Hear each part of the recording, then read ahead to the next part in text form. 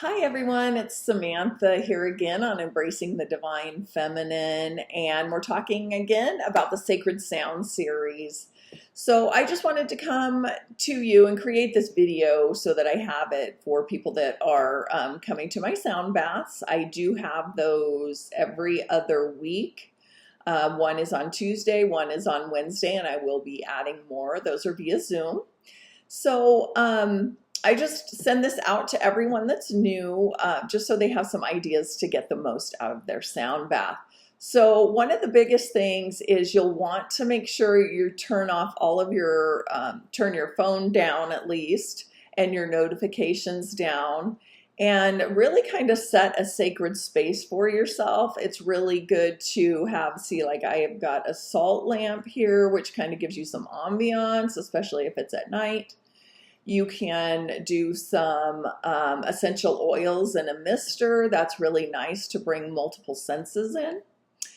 And then the biggest thing is you want to know that you're not going to be disrupted during this 1 hour, because it allows you to fall in so deep and you get such good rest within this time, okay?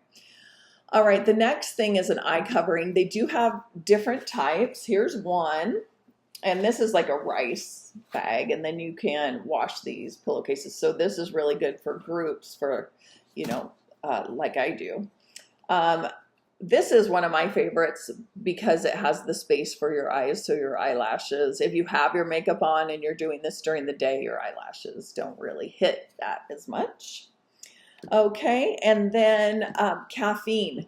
You'll want to make sure that you, or energy drinks or coffee or whatever, you'll want to make sure that you limit that after noon, so that you really can get the most out of your sound bath at night. Or if you are having a sound bath in the morning, that's fine. Just have your coffee after, because what happens is that's kind of what will make your head spin when you're there trying to relax. So I just find it's easier to dip into the meditative states easier without caffeine, okay? And then you'll want to make sure that you can lay on the floor, couch, bed, whatever you want to do. I find your bed is probably best because that you're used to laying flat there and you can handle it for an hour. If you are laying on the floor, it can get hard.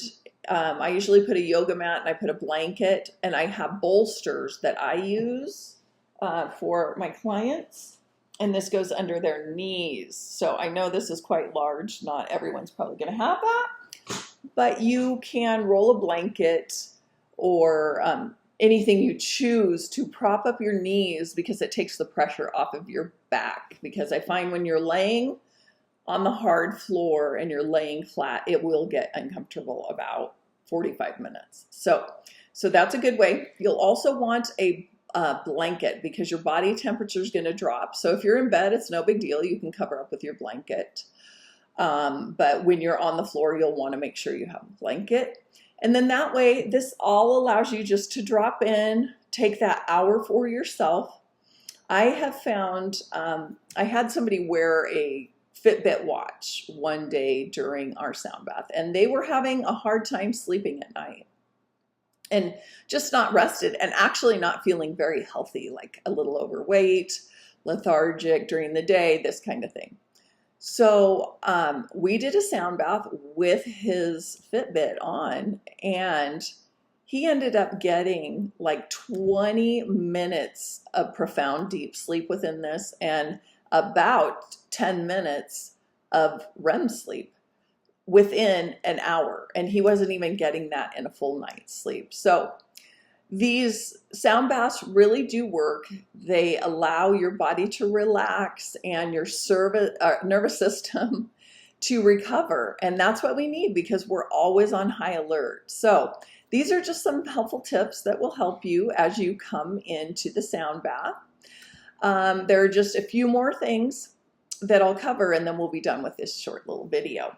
But now I always begin my sessions with they're a box breath, but I'll just kind of show you. We take a breath in. So 1, 2, 3, 4 at the top. We're going to have a sip of air, hold, 2, 3, 4, exhale. And on the exhale, we're going to say Om. Om.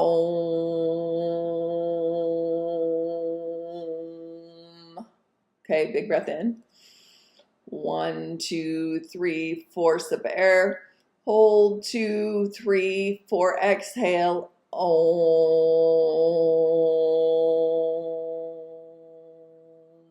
Okay, we will do that 3 times.